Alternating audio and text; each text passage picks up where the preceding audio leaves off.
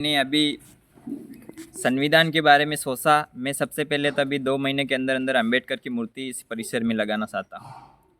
इसके साथ ही मैं आने वाले समय में जल्द हो सके तो इसी साल में लाइब्रेरी भी खोलने जा रहा हूँ बच्चों के लिए, पढ़ाई के लिए।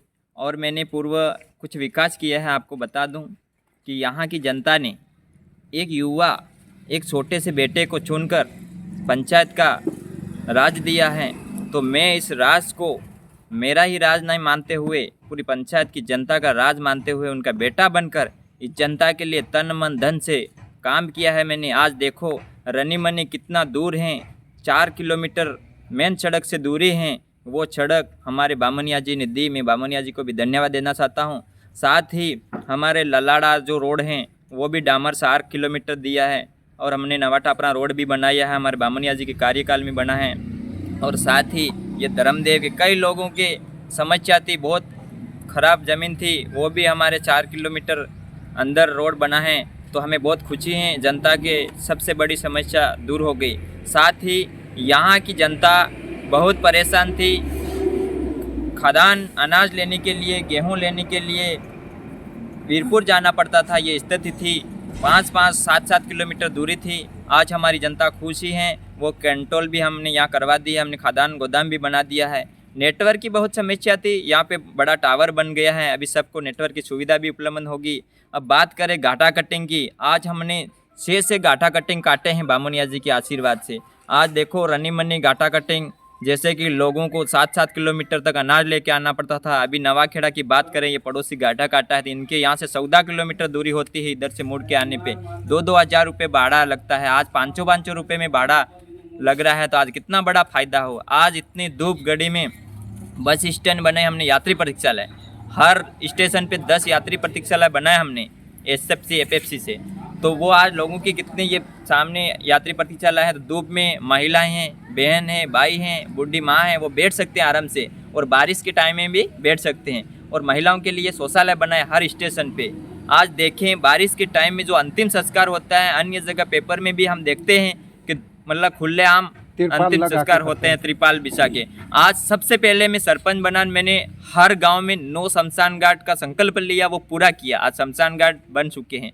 आज देखें सड़कें, जहाँ सीसी सड़कें की कमी थी वो सड़कें मैंने पूरी की। आज छोटे बड़े खड्डे फुलिए थे, छोटे बड़े, वो मैंने 50 पार फुलिए बनाए। मैंने एनीगढ़ बनाए, तालाब बनाए। और मैंने यहाँ की जनता को 100 के आसपास निजी कुएँ दिए, निजी हैंडपम्प खोदे। आज तालाब भी गहरीकरण हुए, हर तालाब की नहरें भी बने हमने।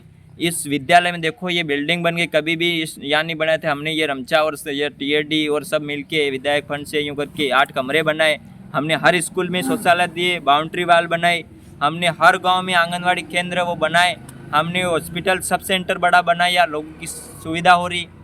आज इस पंचायत में लोग कहते हैं सरपंच जी हमारे यहाँ खड्डा है तो यहाँ आप सड़क बना दीजिए। कॉल करते हैं, मैंने अभी निजी कोई बना नहीं सकता है, मैंने 30 से 35 निजी सड़कें जैसे भी लाके मैंने बनाई।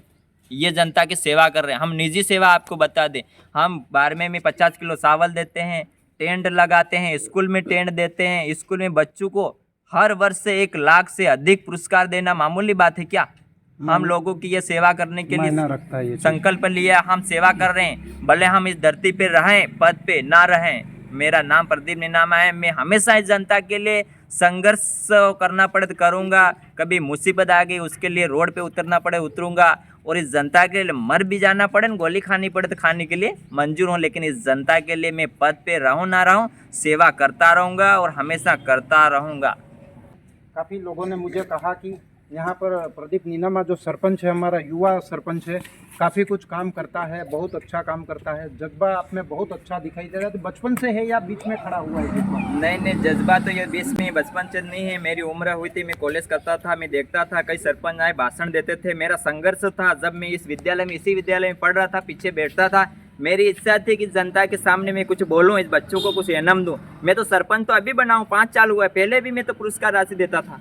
मेरे तो ये 10 साल से संकल्प है। अचानक ये सरपंच कैसे बन गया आप यहाँ? अचानक सरपंच तो मैं तो पहले से ये सेवा कर रहा था। स्कूल में ये टेंट देना, ये सेवा करना, पितृदेव पे सेवा करना, ये मेरा पहले से संकल्प था। आपने कभी ऐसा कुछ सोचा था कि मैं राजनीति में भी जाऊंगा या जनहित की सेवा करते करते इस क्षेत्र में भी घुसूंगा? ऐसा कोई दिमाग में था क्या? नहीं, शुरुआत में दिमाग में नहीं था। जैसे ही मेरे 7 साल हुए अचानक दिमाग में आया, मैं सुना कि 2 साल पहले जनता ने बोला कि बेटा तेरे को इस जनता की सेवा करनी चाहिए, पद पे आना चाहिए। मैंने कहा ठीक है, आप ओसो करें तो नहीं जीत दो, मैं नहीं हम आपके साथ हैं। फिर मैं लड़ा, मेरे गांव के 2-3 उम्मीदवार पहले लड़े थे, बड़े बड़े थे, तो मेरे सोच में थी कि मैं सरपंच नहीं बन सकूंगा, लेकिन फिर भी मैंने कोशिश की। फिर जैसे मेरे साथ लोग जुड़े, सरपंच बन गया। फिर आज दावे के साथ कहता हूँ मैं आपको, तो कुछ काम ये तो गिने सुने 100 में से 30% काम बताइए, मानो 70% काम मैंने अधिक करे, वो आपके सामने रखे नहीं। अब रखूंगा तो पूरा दिन हो जाए, इतने काम कर रखे। लेकिन दावे के साथ कहता हूँ कि इस जनता ने मूड बना लिया है कि आने वाला समय प्रदीप नीनामा को हम जिता रहे हैं और जिताएंगे।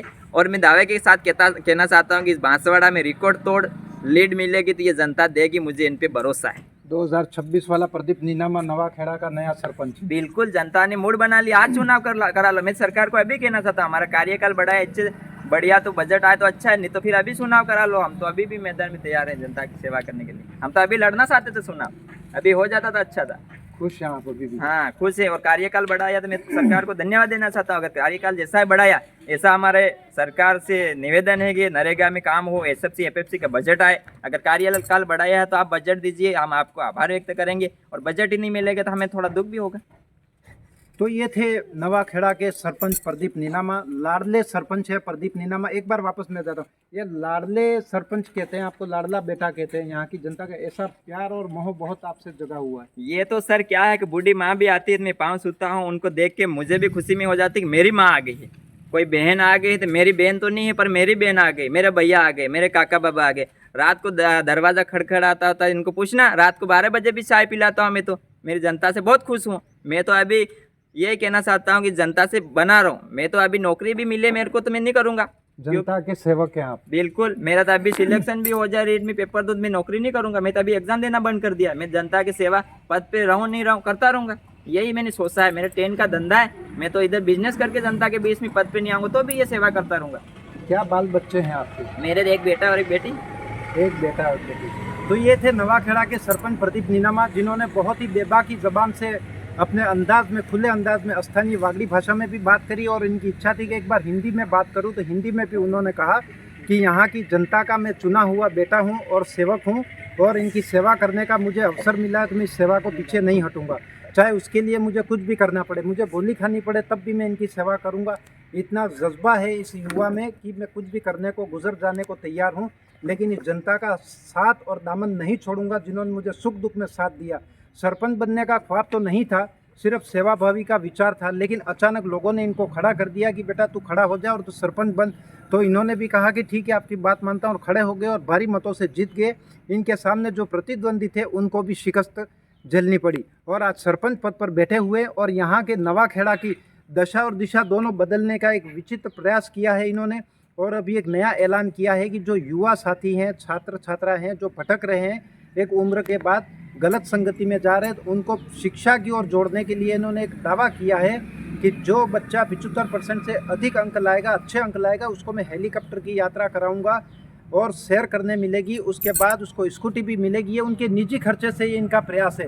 एक सराहनीय सरपंच है, क्योंकि सरकार के अंदर जो योजनाएं चल रही है वो खुद अपने जिम्मे ले रहे हैं और इस तरह से युवाओं का भविष्य, उज्जवल भविष्य करने के लिए जो कामना इन्होंने की है, इसके लिए यहाँ की जनता इनके बहुत ही आभार व्यक्त करती है। और सभी युवाओं ने भी कहा कि ऐसा सरपंच हमको फिर कभी नहीं मिलेगा, क्यों नहीं एक बार फिर इसको बागडोर दी जाए इस नवाखेड़ा ग्राम पंचायत की, कि जिसके चलते जो बचा कुचा कुछ काम अधूरा है या छोटा मोटा रहा है उसको फिर से करें, नए सिरे से करके कुछ एक नई उन्नति के शिखर पार करें। कैमरा पर्सन के साथ वागड़ तक के लिए राजेश सोनी, बांसवाड़ा।